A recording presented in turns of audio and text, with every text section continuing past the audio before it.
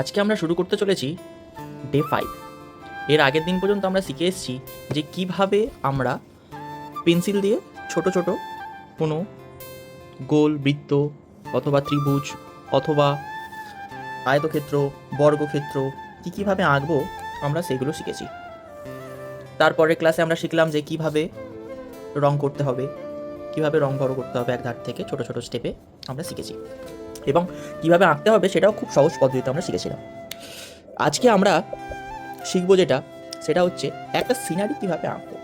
আমরা তো লাইন টানা শিখেছি, কীভাবে ত্রিভুজ বানাবো শিখেছি, কীভাবে আয়তক্ষেত্র আঁকবো শিখেছি, সবই শিখেছি। এবার ঠিক ওই ত্রিভুজ, আয়তক্ষেত্র, গোল করা, ঠিক এগুলো দিয়েই কীভাবে একটা ছোট্ট পারে সিনারি আঁকা যায়, ঠিক সেটাই আজকে আমরা শিখবো।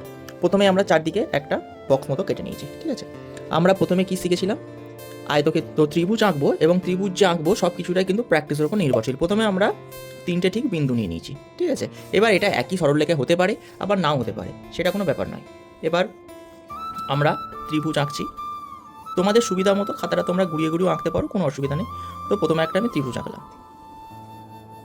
প্রথম কিন্তু সবার এরকম সরল হবে না, কারণ এঁকে বেঁকে যাবে, একটু এবড়ো খেবড়ো হবে, সেটা অসুবিধা নেই, আস্তে আস্তে ঠিক হয়ে যাবে।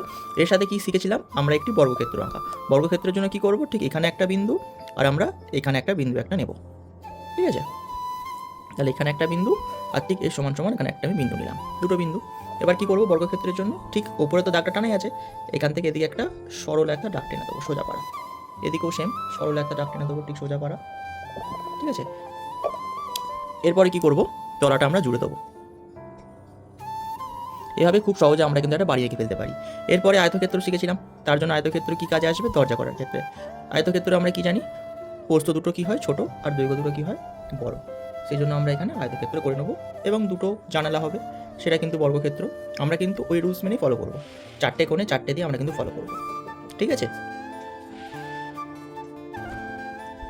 ঠিক এভাবে আমরা করে নেব। তো এভাবে কীভাবে বাড়ি আঁকতে হয় আমরা শিখে গেলাম।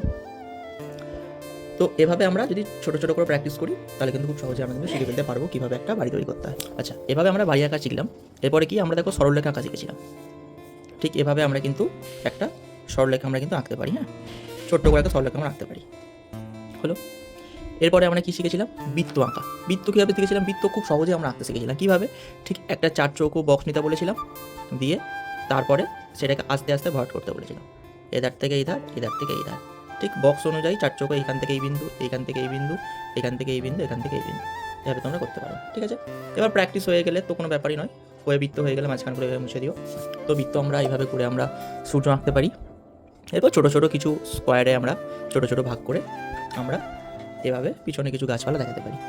তো এইভাবে আমরা একটা ছোট্ট সিনারি বেসিক এভাবে আমরা এঁকে নিতে পারবো, ঠিক আছে। এরপরে আরও অ্যাডভান্স হবে, কিন্তু হাতে করি এটাই একদম ঠিকঠাক।